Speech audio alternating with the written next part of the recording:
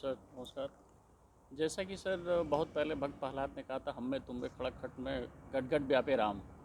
राम के नाम से, अल्लाह के नाम से, ईश्वर के नाम से, गॉड के नाम से लोग मंदिर जा रहे हैं, गुरुद्वारे जा रहे हैं, चर्च जा रहे हैं, मस्जिद जा रहे हैं।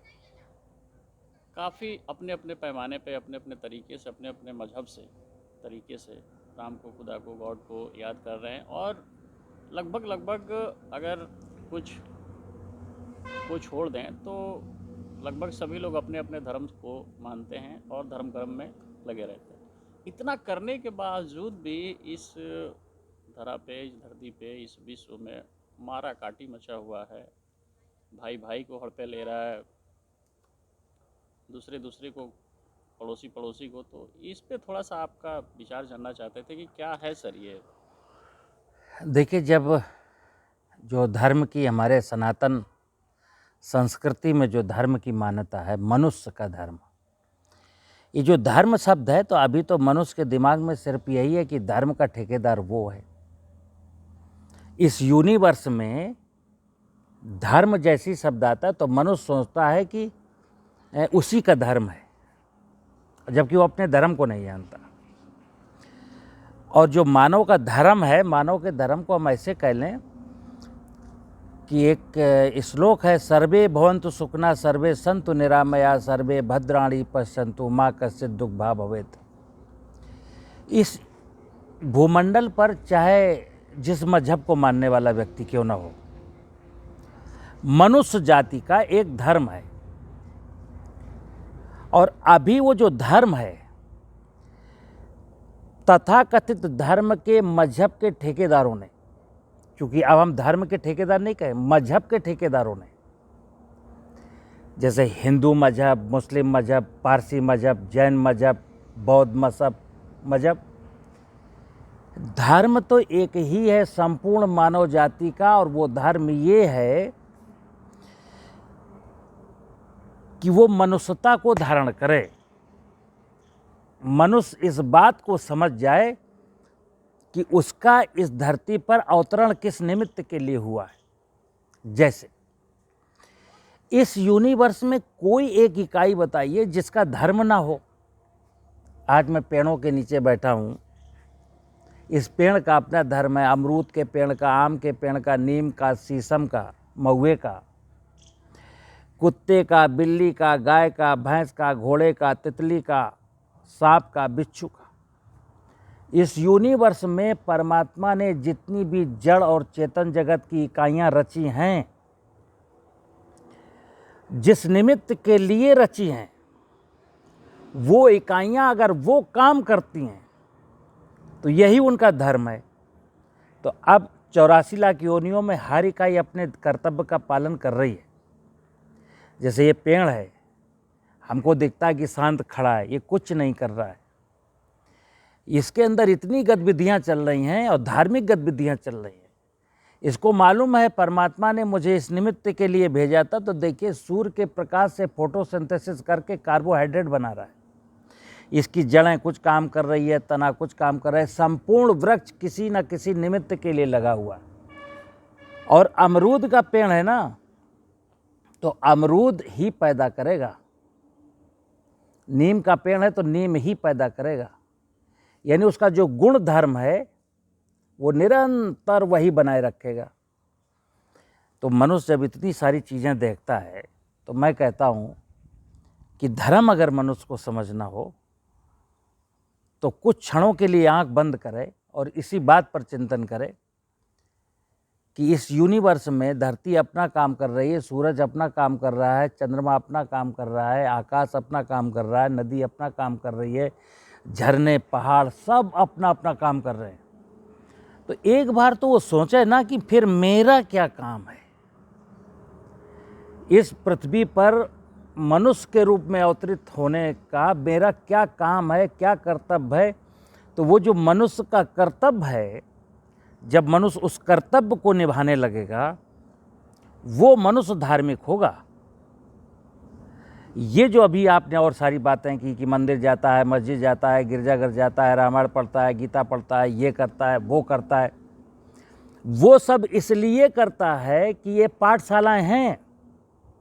अगर हमें अपने कर्तव्य नहीं पता तो ये धर्म ग्रंथ, धार्मिक स्थल, ये पाठशाला है कि अगर तुमको नहीं पता है तो मंदिर जा कर के, रामायण पढ़ कर के, मस्जिद जा कर के, कुरान पढ़ कर के, गिरजाघर जा कर के, बाइबिल पढ़ कर के तुम ये जानो कि तुम्हारा धर्म क्या है, तुम्हारा कर्तव्य क्या है, क्या करना है तुम्हें। तो जैसा कि सर आपने कहा कि ये सारे जो जीव जगत हैं, जैसे गाय, पशु, सांप, पेड़ पौधे, ये सारे अपने काम कर रहे हैं, लेकिन एक मनुष्य ऐसा जीव है जो अपना धर्म छोड़ करके, वो अपना कर्म जो है, अपना धर्म, अपना कर्म छोड़ करके बाकी वो सब कुछ कर रहा है। बिल्कुल। देखो क्या है कि कालांतर में किसी ज़माने में मनुष्य ऐसा नहीं था। जब इस धरती पर देखिए आप सृष्टि का निर्माण देखिए, परमात्मा की कृतियां कैसे कैसे आईं। मैं वेदों की बात बता रहा हूँ। हालांकि वो आज की तारीख में तो लोगों ने वेदों को, हमने पढ़ा नहीं, और जिन्होंने पढ़ा उन्होंने समझा नहीं, लेकिन समझाने लगे। जो तथाकथित धर्म को मानने वाले हैं वो भी वेदों का सार नहीं जानते, लेकिन हाँ कुछ पढ़ लिए हैं तो अपने मतलब के लिए। देखिए धर्म में मैं एक चीज़ और बता दूँ, धर्म में प्रोफेशन नहीं है। नंबर 1, धर्म में प्रोफेशन नहीं है, और जहाँ प्रोफेशन आएगा वो अधर्म हो जाएगा। फिर बता दूँ क्लियर कट, धार्मिक, किसी भी धार्मिक क्रियाकलाप में अगर प्रोफेशन शब्द जुड़ गया है, अर्निंग जुड़ गई है, आमदनी का भाव पैदा हो गया है, तो वहाँ से अधर्म स्टार्ट हो जाता है। तुम चले तो ले थे धर्म के लिए और अधर्म पर आ गए। तो जो आपका विषय है, मैं जो बताने जा रहा था कि सृष्टि का जब निर्माण हुआ, परमात्मा ने पहले जड़ जगत की रचना की, फिर जड़ जगत की इकाइयों ने मिल कर के जो है जीव जगत की रचना की।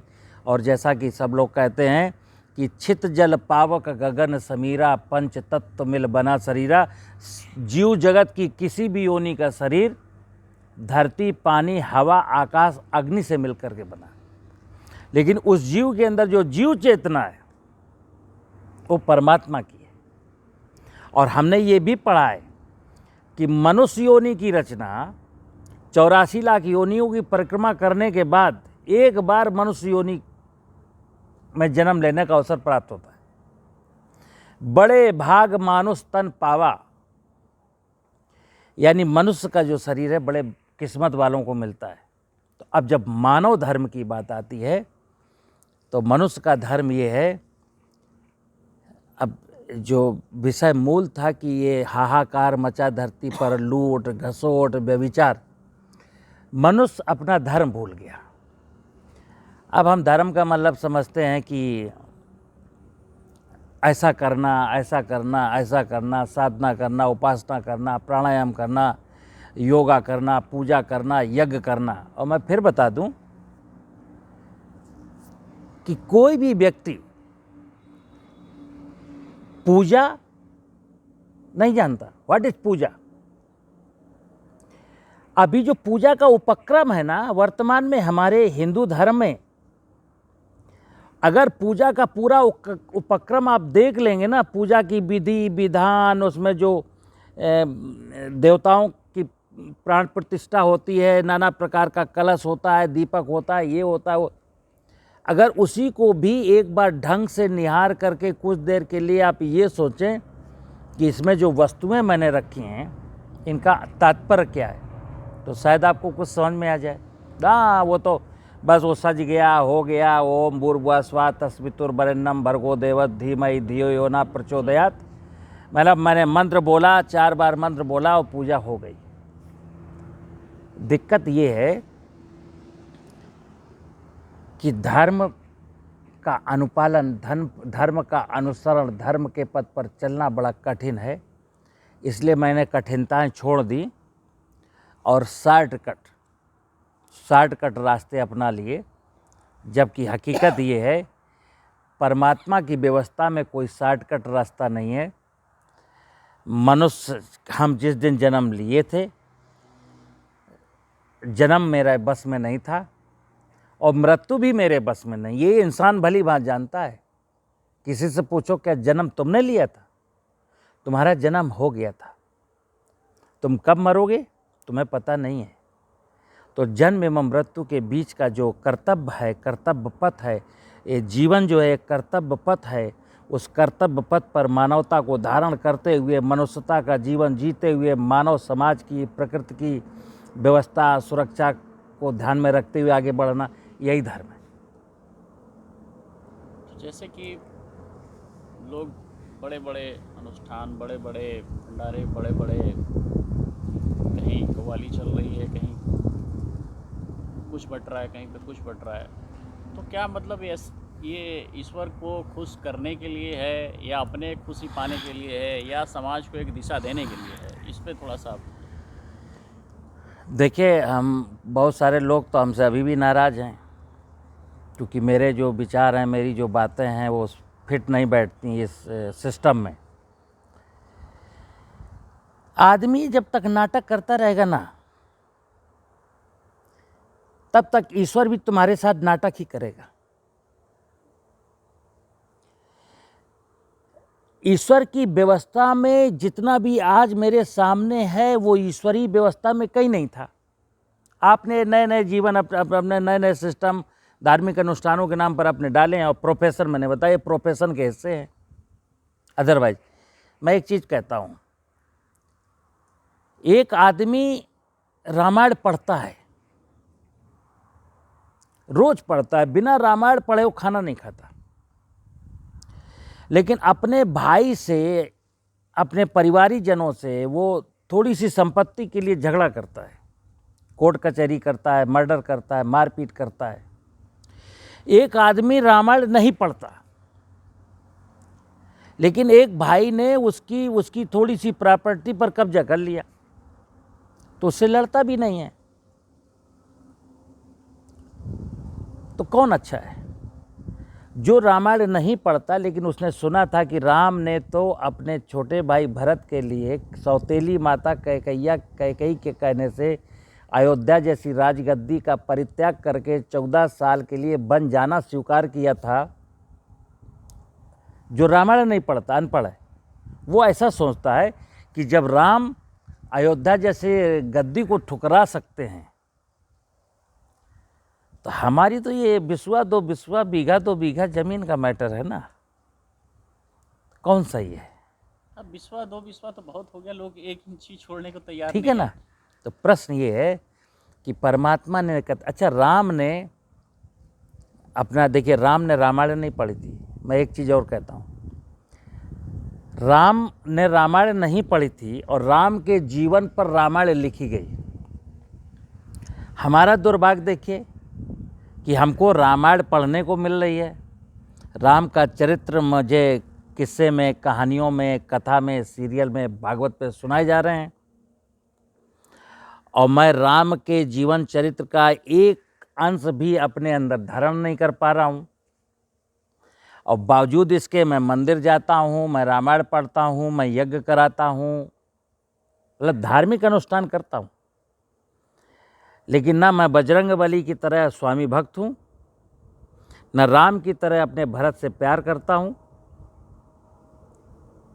ना स्त्रियों के केस में कह लो, कोई स्त्री सीता नहीं बनना चाहती कि अगर उस किसी का पति कह दे कि मैं तो जंगल जा रहा हूँ और अपने भैया को ये सब त्याग करके दे करके, तो वो कोई सीता बनने को तैयार नहीं है।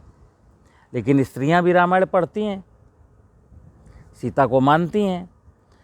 तो परमात्मा कह लो, राम कह लो, वो जो है ना, वो सब तुम्हारी हरकतें जान रहा है, समझ रहा है। एक और आपने सुना होगा, भगवान भाव का भूखा है, परमात्मा भाव का भूखा है। आपके अंदर भी कुछ चल रही ना, हलचल हो रही ना, परमात्मा के बारे में, समाज के बारे में, प्रकृति के बारे में कोई विचार आता है, कोई ख्याल आता है, इसका तक उसे आभास है। तो हम जब वो भाव पड़ता है और हम यहाँ नाटक खेल रहे हैं, क्या वो समझता नहीं है? ये चीज़ है। ये बात बिल्कुल सही है। जैसा कि आपने बताया कि भाई भाई से अगर प्यार नहीं है, अपने माँ बाप से प्यार नहीं है, तो इसका मतलब आपका रामायण पढ़ना और महाभारत पढ़ना किसी काम का नहीं। बिल्कुल। और जैसा कि अनुष्ठानों की बात है कि भगवान भाव का भूखा है, प्यार का भूखा है। आप भगवान को नाटक नाद करिए, नाटक को भगवान समझ रहा है अपने हिसाब से। तो जैसे कि बड़े बड़े पंडाल, कोई 20,000 ले रहा है, कोई 50 लाख ले रहा है भगवान के किस्से बताने के लिए, तो क्या उनकी भगवान से डायरेक्ट बात होती है जो भगवान की सारी बातें, मैंने फिर ईश्वर की सारी बताया, बातें बताते रहते हैं? कोई बात नहीं, मैंने फिर बताया, दो टूक कह रहा हूँ कि सारे किसी को भगवान से लेना देना नहीं है। मैं फिर बता दूँ आपको, इन लोगों का किसी का भी भगवान से रत्ती भर वास्ता नहीं है, ना इनको भगवान का पता है, न ठिकाना है, ना इनको कोई लेना देना है। ये तो भगवान के नाम पर, धर्म के नाम पर, और ये केवल हिंदुओं में नहीं है। मैंने फिर बताया प्रारंभ में, दुनिया का हर मजहब का व्यक्ति, ये ठेकेदार सब जगह है। क्या मंदिर, क्या मस्जिद, क्या गिरजाघर, क्या गुरुद्वारा, क्या वहाँ, क्या वहाँ, क्या वहाँ। और आपका जो प्रारंभिक प्रश्न था कि अगर दुनिया में इतने धार्मिक गुरु हैं और इतने लोग धर्म को मानने वाले हैं, सारे लोग मंदिर, मस्जिद, गिरजाघर जाने वाले हैं, तो फिर ये संसार में चल क्या रहा है? फिर खुशनुमा माहौल क्यों नहीं है? फिर ये दुनिया स्वर्ग के रूप में नहीं है, क्यों नहीं दिखती है? हमको बिल्कुल हर तरफ गंदगी गंदगी गंदगी ही क्यों दिखती है? लूटने का डर, पिटने का डर। आप कोई घर से बाहर निकलता तो ये नहीं सोचता कि मैं शाम को लौट आऊँगा। हाँ, अब ये मान करके चलता है कि भगवान जाने लौट पाऊँगा कि ना लौट पाऊँगा, एक्सीडेंट हो जाएगा, कोई मार देगा, कोई लूट लेगा, क्या कर देगा। अपने रिस्क पर जीवन जी रहा है। क्यों? क्योंकि मैं आपकी समस्या का कारण हूँ और आप मेरी समस्या का कारण हैं। और मैं कहता हूँ, धर्म वो कहता है कि ना मैं आपकी समस्या का कारण बनूं और ना आप मेरी समस्या का कारण बने।